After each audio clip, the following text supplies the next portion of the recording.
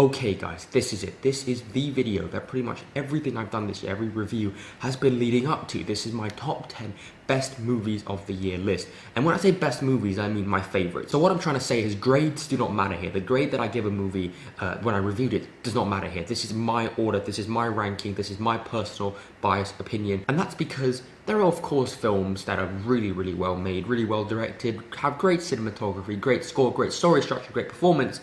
But that film may not have hit me on a personal level in the same way that a slightly inferior film has. So films like Dunkirk, Wonder Woman, I'm looking at you. Those films are good, they're popular, and they're well known, and they're well made, but unfortunately I didn't like them that much. I liked them a bit, but not that much, and so they won't be on this list. Also, just like last year, there are tons of films that I haven't seen that I want to watch. And so the following films are the films that I haven't seen, I want to watch, and I will get around to seeing them and hopefully reviewing some of them sometime in the future. But these are the films that I think, if I had seen them, would have had a chance of being on this list. And those films include Lady Bird, Coco, The Post, Phantom Thread, Shape of Water, Downsizing, The Florida Project, Roman J. Israel Esquire, Molly's Game, I, Tonya, 3 Billboards Outside Ebbing, Missouri. I'm probably forgetting one or two here and there, but oh, The Disaster Artist, that's a big one that I want to watch. You know, it's the awardsy films that have weird release dates, so I don't really get to see them. But I will make sure that I get to see them before the Oscars and review them all. Now, onto the honourable mentions. Because this has been a good year for films, there will be a lot of honourable mentions, and because I did a top 20 last year, and I'm only doing a top 10 this year, there will be a lot more honourable mentions than there were last year. And those honourable mentions include Mudbound, John Wick Chapter 2, Split, Brawl in Cell Block 99, A Ghost Story, The Killing of the Sacred Deer, Kingsman: The Golden Circle. Yes, even though that film wasn't very well received, it has mixed reviews. To most people, it is okay at best. I did have a ton of fun with that film, and it had some really entertaining moments and gave us one of the best scenes of the year. Now, my last 3 honourable mentions are the ones that I like above the rest. They are the films that probably would have been 11, 12, 13 on this list. And those films are It, Call Me By Your Name, which I had the pleasure of seeing a couple days ago. I loved it. I didn't get a chance to review it, but I will review it closer to the Oscars because I'm pretty sure that it will get nominated for Best Picture. And Wind River, which probably would have been my number 11 because I love that movie so much. In fact, Wind River I'm going to move as like a joint number 10 because I love this movie. And just thinking about it now, I really love Wind River, and I feel like I would be doing it a disservice by not having it on my top 10 list because it is a brilliant film. So yeah, Wind River is now my number 10 joint with my original number 10. And all of these films, all 3 of these films are actually far superior to my number 10, my original number 10, in pretty much every way. It's just, my number 10, I think that my original number 10 is the only film on this list, or one of the only films on this list, that most people will disagree with. I haven't seen it on any other lists. Most people probably don't like this movie that much or think it's okay, but for me it's a film that's really stuck with me, and that film is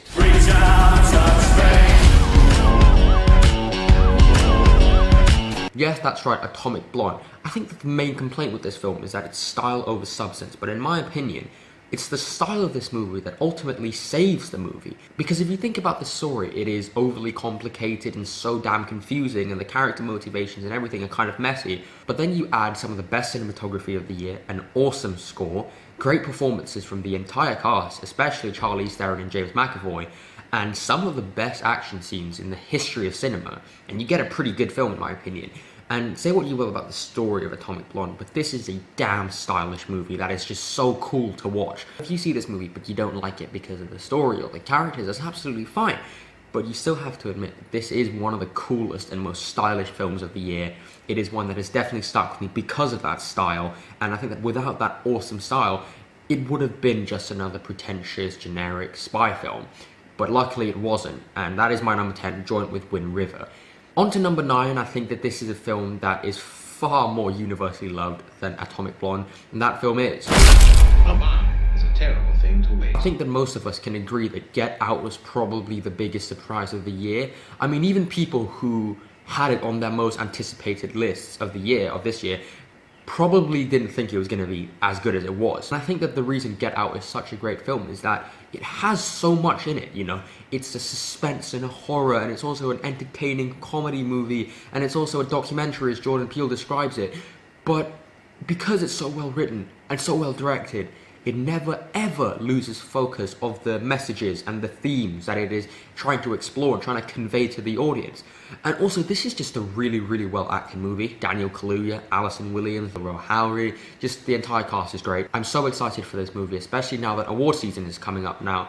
And oh god, Get Out is such a great film, such a surprise. I think we all loved it. Pretty much everyone who has seen it either liked it or loves it, and I personally thought it was a brilliant film. On to number 8. Yes, Baby Driver is one of the most energetic and vibrant and exciting and cool, just like Atomic Blonde, one of the coolest films this year. And Edgar Wright proves yet again with this film that he is one of the best directors working in Hollywood. And the fact that all of the action scenes, the car chase scenes, are shot, choreographed, and edited to the music makes it 10 times more impressive. And yeah, this film has some of the best car chase scenes of all time. It has probably my favorite opening scene of the year. That bank heist is just incredible. All the performances in this film are top notch, and when I say all the performances, I do mean Kevin Spacey. A lot of people who have Baby Driver on their list seem to be ignoring the fact that Kevin Spacey is in this movie. And I think that this is definitely a case of separating art from the artist, because of course over the past couple months we've found out that Kevin Spacey isn't exactly a great person. But that doesn't take away from the fact that he's still a good actor. You know who else gives good performances in this movie? The entire cast! Ansel Elgort, John Hamm giving one of his best performances. Just, wow, I love it, Baby Driver so much. It's so fun, so stylish, so entertaining, and one of my favourite movies of the year. On to number 7.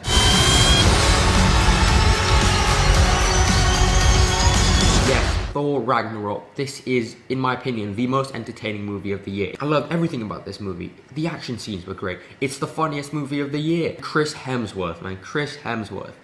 I love him in this movie so much. And Taika Waititi directs this movie with so much, again, just like Baby Driver, so much fun and energy and excitement, and there's so much vibrance to this movie. And all of the cast are great. Tom Hiddleston, Mark Ruffalo, Jeff Goldblum, Cate Blanchett as Hela, one of MCU's best villains.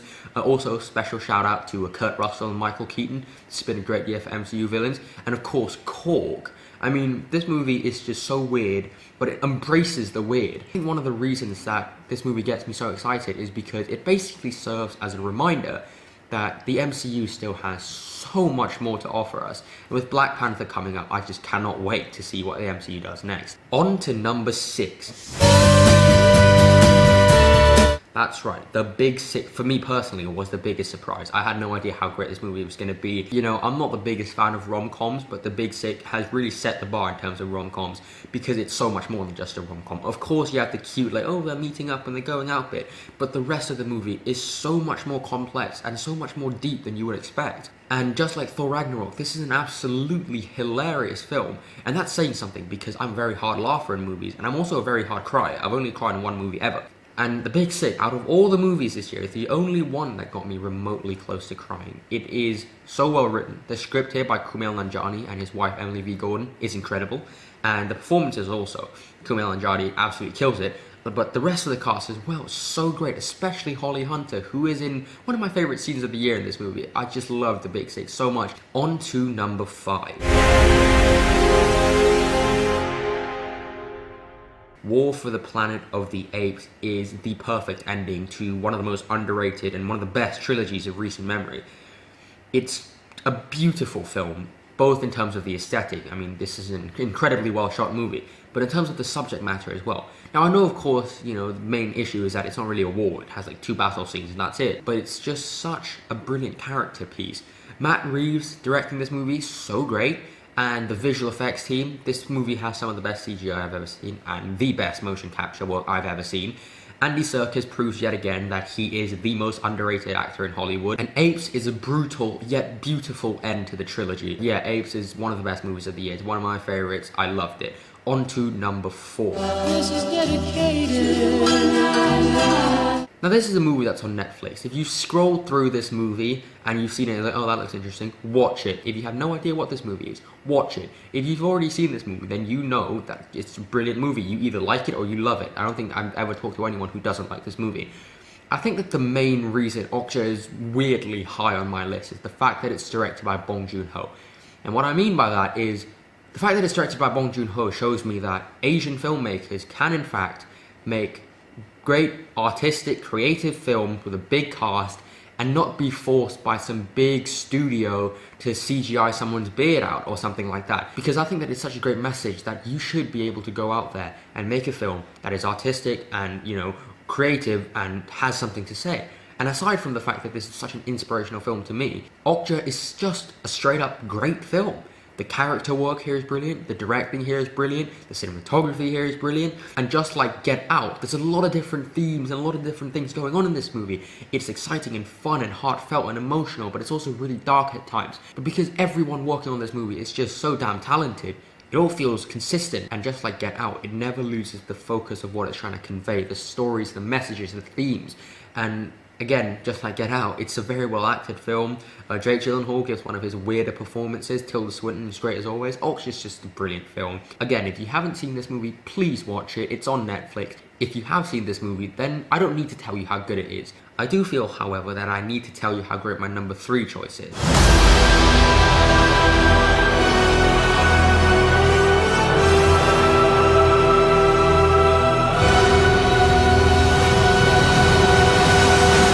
Yes, it's on this list. I loved it, right? I think there are 3 different groups of people who have seen this movie.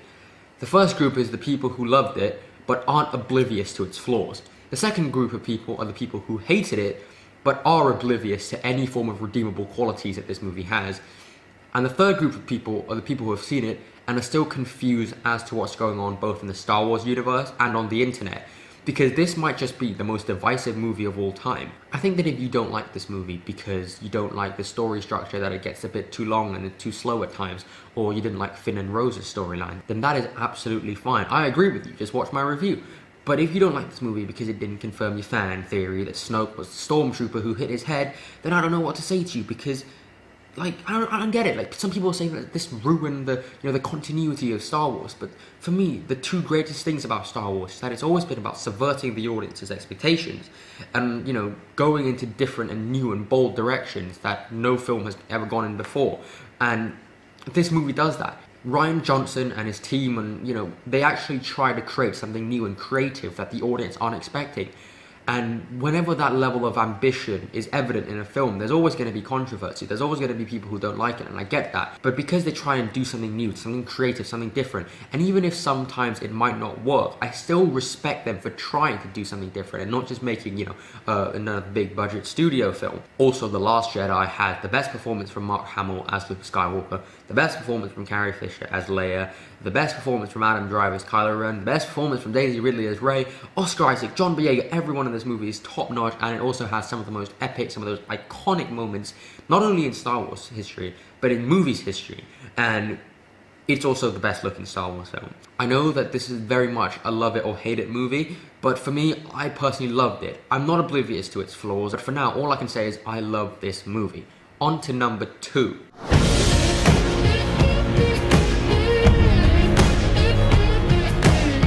Yes, Logan. Just like Planet of the Apes, this is a perfect ending to one of my personal favorite characters, one of the most iconic characters in cinema history, Hugh Jackman as Wolverine. This movie, of course, just like The Last Jedi, has its flaws, but it just has so many great moments that it just trumps all the flaws. It just blows the flaws away. And this is Hugh Jackman's best performance as Logan. This is Patrick Stewart's best performance as Professor X. Daphne Keane as X-23 or Laura is brilliant. The entire cast is brilliant. And I think that ultimately Logan is going to go down in history as one of the best superhero movies because it's not really a superhero movie. Just like The Dark Knight, this is a deep, complex character study that's also sort of a western, sort of a sci-fi, sort of a superhero movie. But at its core, this is a character piece, just like Apes. Of course, there are some of the best action scenes of the year. I mean, just look at this shot of Logan annihilating, demolishing these soldiers. So great, one of the best tracking shots of all time. But it's so emotional, and it will leave you feeling so many different emotions. And it's just a brilliant film. James Mangold absolutely nailed everything with this movie. And just like Apes, it is a brutal but beautiful film, and I loved everything about Logan. Now, if you've been watching this channel for the last couple months, then you probably know what my number 1 favorite movie of the year is. It's pretty obvious, so yeah, here it is.